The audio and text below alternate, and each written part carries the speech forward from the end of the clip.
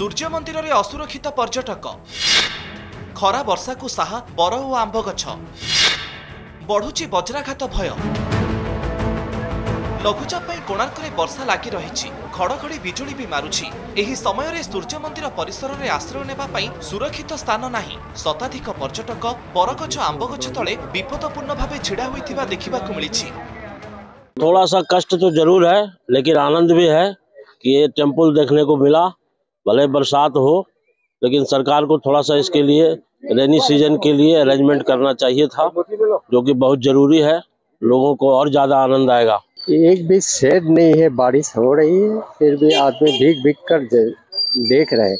वो तो श्योर है कि वो बीमार होंगे या कुछ होंगे, तो बाद में उनको यहाँ का जो मजा है वो तो खत्म हो जा रहा है ना। वो अगर बीमार हो जाएंगे तो ये देख कर उनको मजा नहीं आया।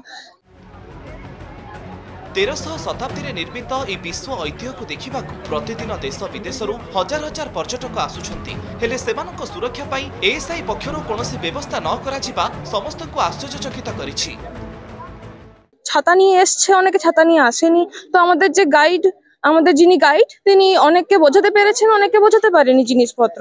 তো অনেকে মিস করে গেছেন। তো সেই দিক থেকে লস না, আমাদের পরিকাঠামো, ইন্ডিয়ান হিস্ট্রি, কালচার এগুলো তো মিস হয়ে গেল না ওনাদের ক্ষেত্রে। যারা ঘুরতে আসার মেন কারণ সেটাই তো হারিয়ে গেল না। কাহিকি করা যাউনি আশ্রয় গৃহ?